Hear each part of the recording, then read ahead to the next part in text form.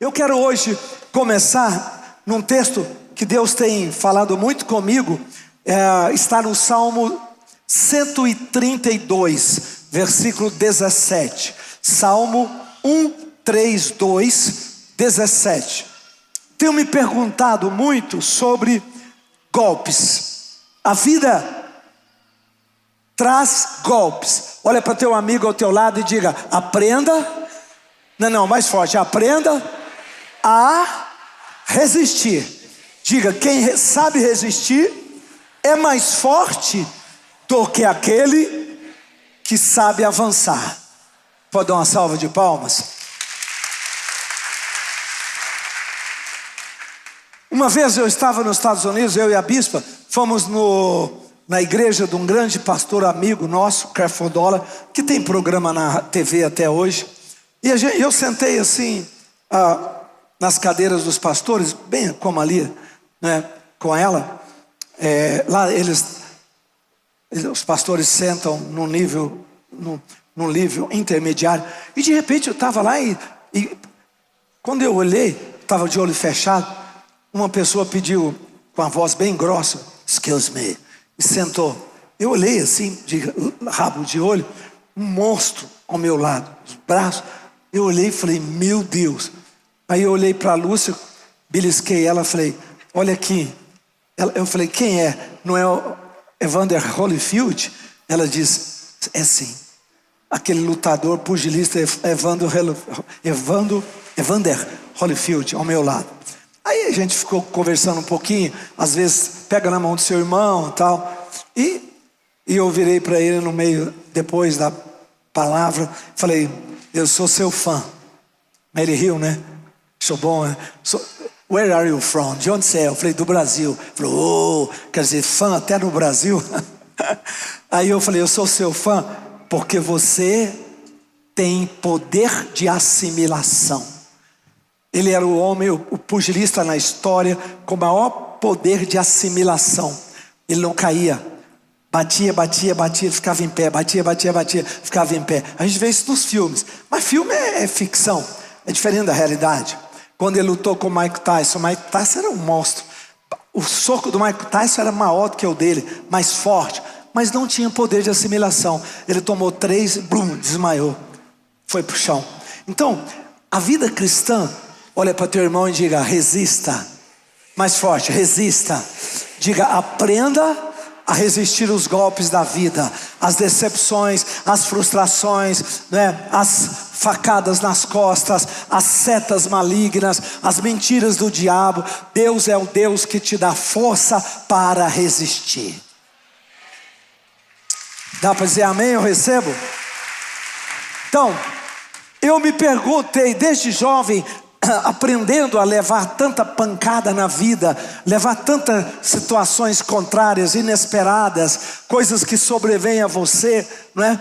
E que muitas vezes te machuca profundamente. Aí vem uma pergunta: onde está a minha força? Eu escrevi um livro com esse título: onde está a sua força? De onde você tira força para vencer os golpes da vida, as batalhas?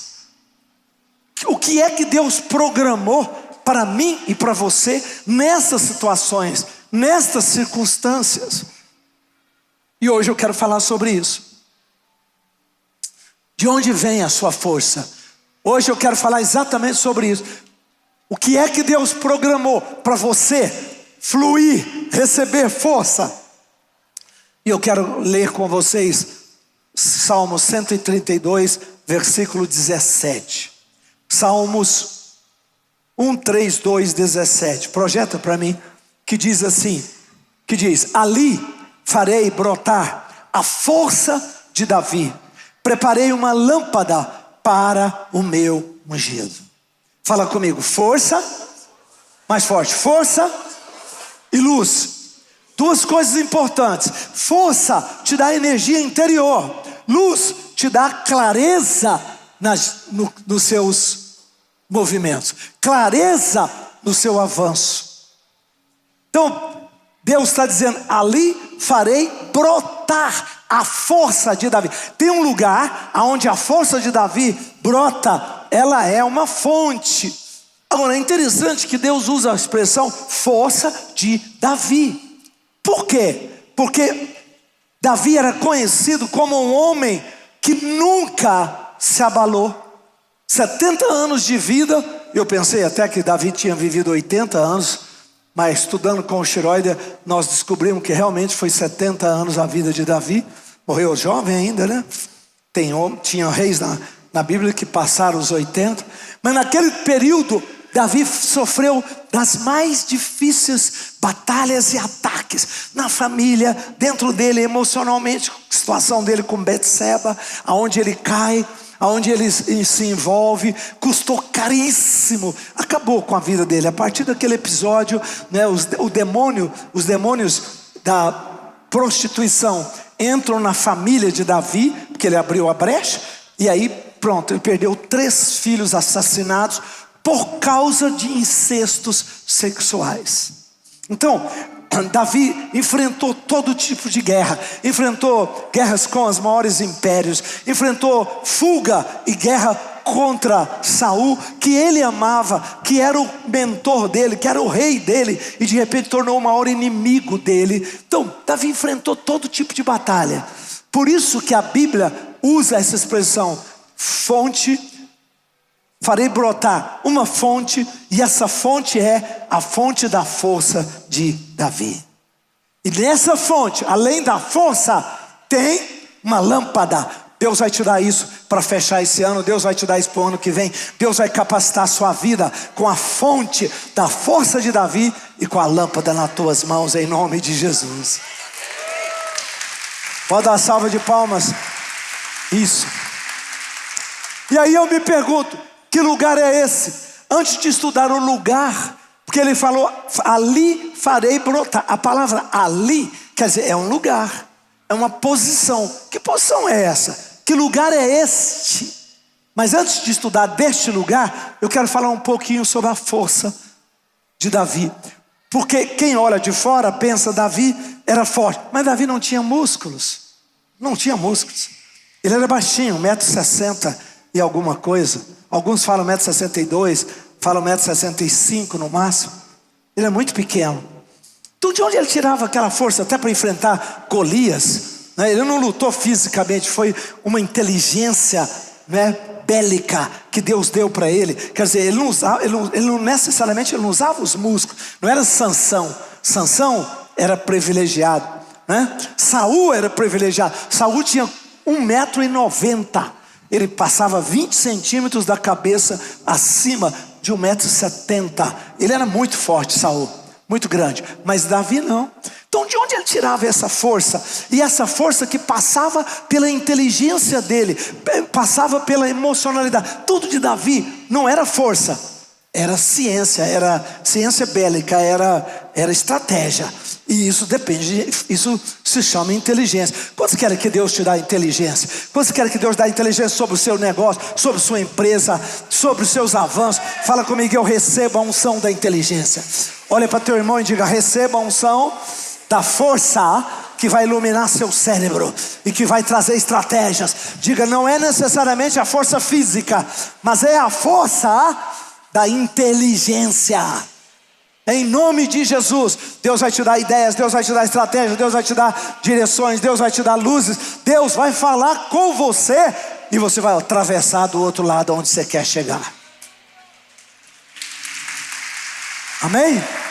Então, eu coloquei aqui 3 coisas que para mim foram muito importantes. Ainda no Salmo 132, sai do versículo 17 e vai para o versículo 8. Olha aí uma das chaves de Davi. Olha uma das chaves da força de Davi. Olha o que Davi entendeu que trazia força para ele. Quantas vezes você estuda o livro de Salmos e Davi fala assim, ó, prefiro ficar um dia no teu tabernáculo que 1000 dias fora dele, né? O teu altar é o meu prazer. Então a gente vê Davi amando a casa de Deus. E naquela época a casa de Deus não era uma igreja, não era para pessoas. Tinha o santo, Tinha o átrio, lugar do sacrifício. Adentro um pouquinho tinha o santo, era um tabernáculo, santo lugar. No santo lugar você tinha a mesa dos pães, você tinha o altar do incenso, né? E tinha também um lugar a mesa dos pães, da preposição. Então, Davi amava a casa de Deus. Provavelmente ele entrava ali e ficava adorando, cantando com a harpa e tal. Mas Davi descobriu uma coisa importante. Olha isso aí no versículo 8. Ele diz: levanta-te, Senhor, e entra no lugar do teu repouso. Que lugar do repouso é esse? Era a casa que ele construiu para ser o templo. Na verdade, enquanto ele esteve vivo, foi um tabernáculo. Quando ele morreu, ele deixou o dinheiro e os materiais para Salomão construir o templo. Se tornou o templo de Salomão. E aí ele fala: levanta-te, Senhor, e entra no lugar do teu repouso. Tu, e o quê? Arca de quê? Da tua força ou fortaleza. Davi entendeu uma coisa: aonde a arca de Deus estava, a força fluía. Sabe o que significa isso? A presença de Deus. Quando a presença de Deus visita a sua vida, ela renova a sua energia, ela restaura a sua energia, ela dá força para você. Presta atenção, a arca é um símbolo da presença de Deus. Se você quer força, fique perto da arca da presença de Deus.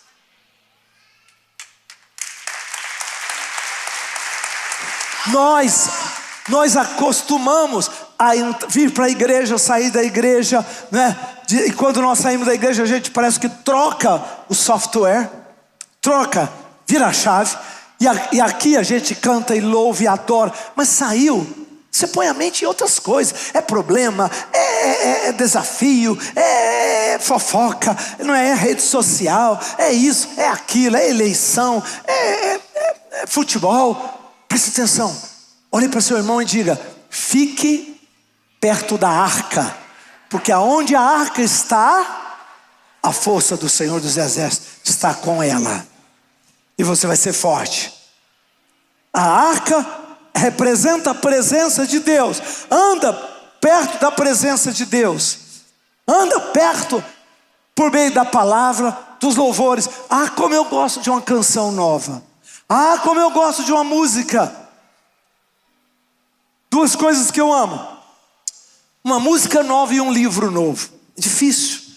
Até eu falei com os meus bispos, pastores: se vocês quiserem me dar um presente bom, me manda uma música nova que eu não conheço.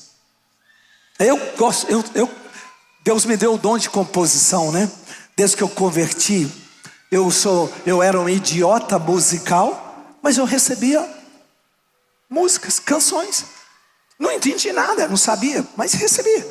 Desde muito cedo que eu me converti, passava essas músicas para os outros. Às vezes cânticos espirituais, já lá na comunidade evangélica, no ginásio Nilson Nelson, tantas vezes, nos nossos eventos, cantando cântico espiritual, que era uma prática que nós tínhamos, que hoje ela não se usa muito, só em reuniões mais íntimas nós temos esse momento, porque os incrédulos não entendem, é uma coisa assim meio, muito, muito forte para aqueles que não são cristãos.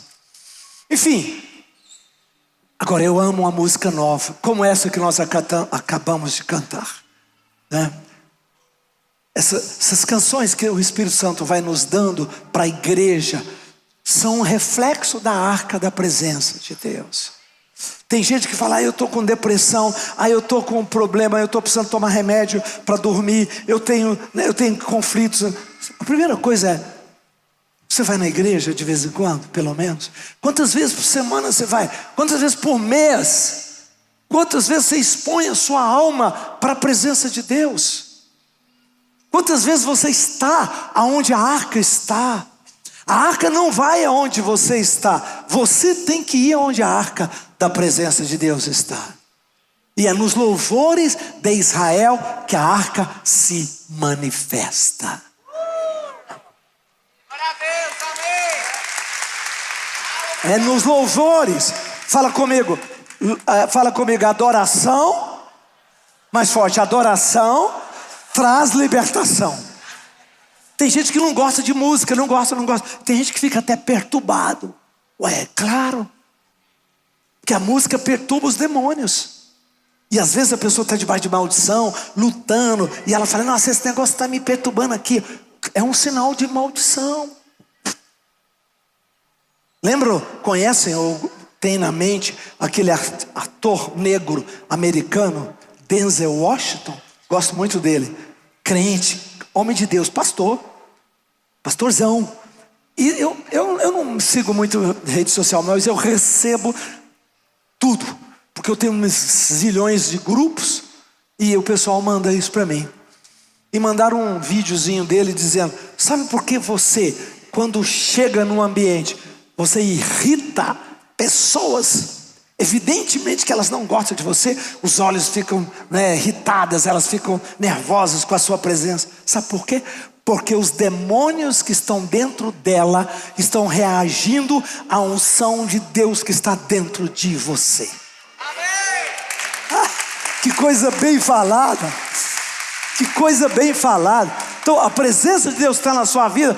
Chega a um conflito, um choque de energia, uma energia escura, uma energia presa. Quando você chega, você libera a unção de Deus. Seus olhos, seu sorriso, sua fé, aquela unção. A ciência, um grupo de estudiosos, cientistas japoneses, pela primeira vez, montou um aparelho para captar o corpo de luz, o corpo da energia da pessoa. Já está no Japão, já tem isso trabalhando. Logo chega no Brasil, chega no mundo ocidental. Ou seja, conforme a sua unção, você tem um corpo de luz, de unção, que é o poder do Espírito Santo. Só a presença do Espírito Santo, mais nada. É a presença do Espírito Santo vista em forma de energia. Só isso. Isso vai saindo e vai radiando. Cada vez mais a ciência vai chegando na veracidade da Bíblia, na veracidade do mundo espiritual, na veracidade da palavra de Deus. Dá para dizer amém? Mais forte? Olha para teu irmão e diga, anda perto da presença de Deus. Diga, ela é a sua força. Ela é a fonte que te alimenta e que te fortalece. Segundo ponto que eu percebi que Davi entendeu como ninguém. Projeta Salmos 19, versículo 7. Eu preguei isso no congresso de homens.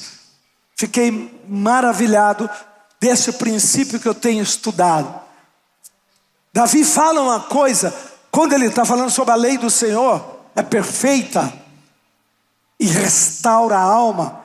Ele está falando sobre, primeiro ele fala sobre a natureza, sobre o livro da natureza. Um dia discursa a outro dia, uma noite fala com a outra noite. Vemos as obras do Senhor, versículo 1 e 2. Mas quando chega no versículo 7, ele salta. Tiago, vai para o versículo 1 e 2, depois pula para o 7 e 8 para mim. Olha a comparação, olha a sabedoria, olha a profundidade desses dois versos. Você pode falar comigo, de onde Davi tirava isso? Não era só ele. Ele tinha um discipulador, Natã, um sacerdote, muito discípulo de Samuel. E Samuel era muito profundo, muito profundo. Natã era o mentor de Davi. Então ele era a pessoa que discipulava. Então olha isso aí, os céus proclamam a glória de Deus e o firmamento anuncia o que, gente? Fala comigo, proclamar. Fala, proclamar e anunciar. Diga, são escritas, são manifestações. Quem anuncia está falando. Isso é uma forma de comunicação. Então o Salmo 19 começa dizendo, Deus escreveu na natureza, Deus escreveu no universo. Os céus proclamam. Quem proclama é porque está falando. Os oráculos antigos, eles proclamavam os jornais, a sentença dos reis. Eles iam para o centro da cidade e ali eles falavam. E depois deixavam anexado. Era assim que os primeiros jornais da época, né? Então ele está falando de como Deus comunica. Ele começa falando da criação de Deus. Os céus proclamam a glória de Deus, o firmamento anuncia as obras de suas mãos. Dois. Um dia discursa. O dia de ontem fala para o dia de hoje. Tudo o que aconteceu. O dia de ontem fala aquilo que Deus... Olha, Deus me mandou trazer bênção para fulano. Deus me mandou fazer isso. Olha, Satanás tentou machucar ciclano. Um dia dá um relato para outro dia. Quantos creem que os nossos dias vão relatar coisas boas para o futuro? Dê a melhor salva de palmas. Nossos dias vão relatar coisas boas para o futuro. Um dia fala, uma noite revela conhecimento. Olha a natureza conversando, gente. Olha a natureza se comunicando isso aí. Agora vai para o versículo 7. Então Deus está falando por meio da natureza. Agora olha o versículo 7. Ele pula dizendo, a lei do Senhor é perfeita. Aí ele pulou para a palavra. Ele estava falando da escrita de Deus na criação. Depois ele para e fala a palavra. A lei, que é a palavra escrita.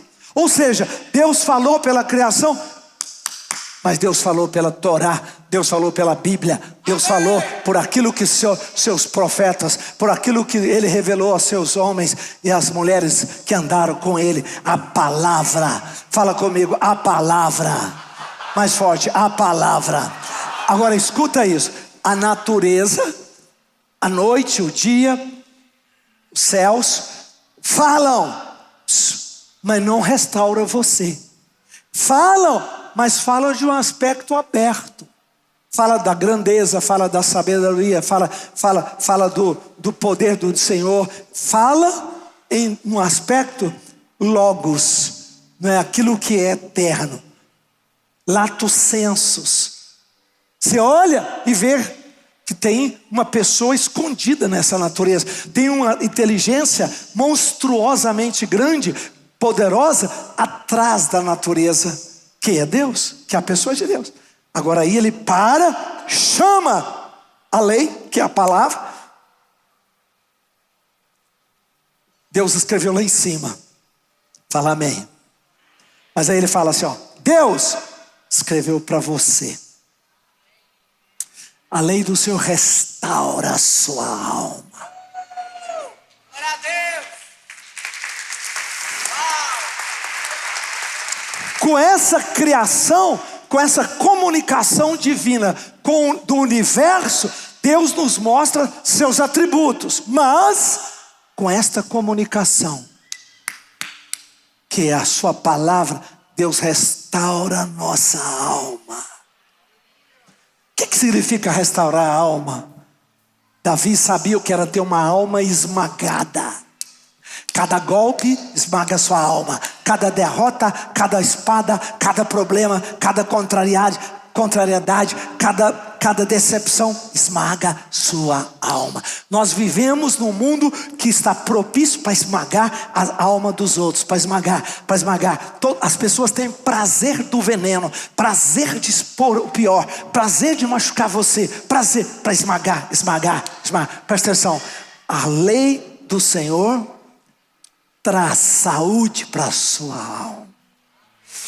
Se a vida esmagou a sua alma, se os golpes estão esmagando a sua alma, se as decepções, se os problemas, se as feridas, né? Se as coisas, a expectativa tua está na contramão dos acontecimentos. Ou melhor, os acontecimentos estão na contramão da tua expectativa. Tua alma quebra. E se você não, por isso que as pessoas vão beber, por isso que as pessoas vão psicotrópicos, por isso que as pessoas vão para as drogas. Por quê? Eu cansei de ver gente muito grande que defendia as drogas, o uso das drogas terapêutico mas não é só terapia que hoje tem do canabidiol, blá blá blá, não é isso.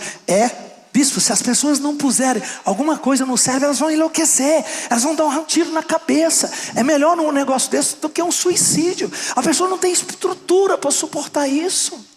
Está falando no nível acadêmico, tá?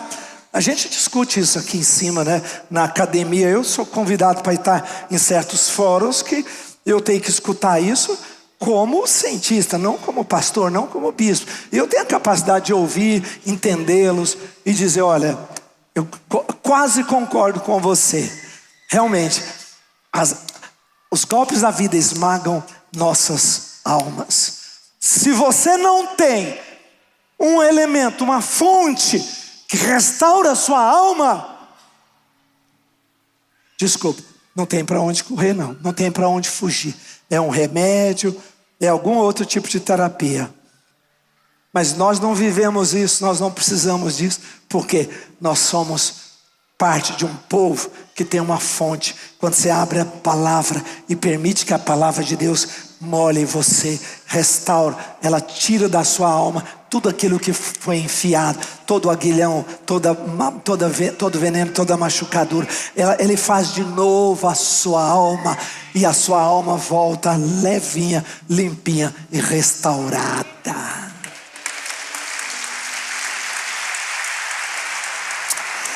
Levanta a mão e diga amém. Eu recebo essa palavra. Eu não sei qual é a sua intimidade com a palavra. Eu não sei quanto que você estuda a sua Bíblia. Eu gosto muito, por exemplo, de deixar... Hoje a gente não usa mais Bíblia de papel. Deveria usar, mas não tem nem espaço, né? Eu tenho tanto livro na minha cabeceira, tanta loucura lá, que eu ponho a Bíblia por cima das outras coisas.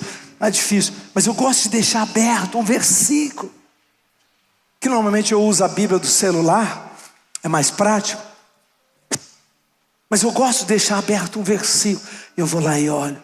Aquele versículo que está refrescando o meu coração, refrescando a minha alma. Às vezes é um versículo de um salmo, uma palavra de Jesus, um acontecimento, um conselho do apóstolo Paulo, que restaura a sua alma. Almas feridas são pessoas que estão, né, com feridas expostas. E aí vem alguém dar um tapa, e vem outra pessoa e joga um limão, né, um ácido para machucar mais ainda. E vai, aquela pessoa, aí ela vira um bicho, porque está só ferida. A alma estava esmagada. E assim é a situação de muitos maridos de vocês que não são cristãos. Chega em casa ferida pura, e a mulher ainda fala: onde é que você estava? Você chegou atrasado, você falhou nisso. O cara está ferido, exposto para todo lado. Mulher, se o seu marido chega, prepara uma música suave da presença de Deus, abraça-o, fala: ô meu querido, que bom você voltou. Aqui é o seu lugar de refrigério, aqui é o seu lugar de proteção, aqui é o seu bálsamo. Nossa casa é o altar onde Deus, uma fonte onde Deus cura todas as tuas feridas. Faça isso. Maridos, faça isso com a sua esposa. Quando você vê que sua mulher está profundamente ferida, atingida, machucada por um problema com a irmã, por um problema com a mãe, por um problema com a filha, por um problema com o filho, né? Nós somos seres humanos volúveis, abertos para isso. Seja o bálsamo dela, não seja o ácido, mas o bálsamo. Olha para a pessoa ao seu lado e diga: que Deus te ajude. Mais forte, gente, com vontade. Diga: que Deus te ajude a ser o bálsamo quando cada um de nós estivermos feridos. Quero ouvir um amém mais forte. Quantos querem ser bálsamo nessa geração? Quantos querem ser bálsamos? Não é esmagar o pavio que fumega, não é pisar, não é machucar. A alma já está estraçalhada. E eu lembrei de quantas vezes na Bíblia Davi tinha uma alma quebrada, estava no chão. Davi foi para o chão várias vezes. Lá em Ziclag, quando ele perdeu a cidade, foi para o chão. Mataram, roubaram tudo, destruíram a cidade, levaram as mulheres, as crianças. Ele chegou e viu aquela cena, pumba, foi para o chão. Davi foi para o chão várias vezes. Quando uma pessoa vai para o chão, É porque a alma dela está esmagada. Mas a graça de Deus o levantou, e ele voltou, e ele guerreou, e ele venceu. E Deus vai fazer isso com você. Quantos aqui creem que nossa geração será esta geração? Olha para teu irmão e diga: sua alma será restaurada e será inteira. Diga: exponha-se ao poder da palavra, à força da palavra, e a força da palavra restaura você.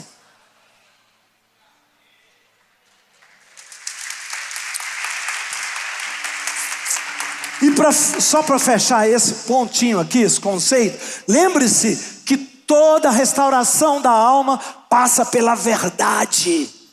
A verdade. Se você errou, se a alma está estourada, porque você contribuiu com a sua vontade, você se permitiu a se afundar, seja verdadeiro. Com você, com Deus e com alguém que você tenha confiança. Esse processo de restauração passa pela terapia da confissão. Como eu estou convicto disso? Como eu estou convicto disso? A terapia de confissão é um dos elementos principais para o processo da restauração. Não estou falando para você sair falando, botando na internet, eu já falei isso lá atrás, estou repetindo. Não, pelo amor de Deus, não estou falando para você abrir isso para sua mulher, para seu marido. Não. Estou falando para você encontrar alguém que te ama, seu sacerdote, seu profeta espiritual. Alguém que você sabe que você pode abrir, e faça isso. Porque ali estará o começo da sua redenção. E eu estou profetizando que o nosso Deus é o Deus que sara as almas esmagadas desta geração. Lá fora só tem gente chorando, sangrando, pingando. Lá fora só tem gente esmagado. E aqui Deus criou um lugar. E eu vou, na próxima vez que eu pregar, eu vou continuar mostrando que lugar é esse que Deus fala ali. Deus fala ali. Que lugar é esse que ele apontou, dizendo: ali eu farei brotar a força de Davi. Essa força que depende da sua arca, da sua presença, que depende da sua palavra, né? E por fim, para fechar, bem rapidinho, 2 Samuel capítulo 5, versículo 19 a 20. 2 Samuel 5, 19 a 20. Que é aonde um dos segredos da força de Davi era a sua comunhão, a sua dependência que ele tinha de Deus. Não só a arca, não só a palavra, mas ele, para tomar suas decisões, ele consultava Deus. Ele não era um cara que se sou suficiente, né? Eu sei o que eu quero.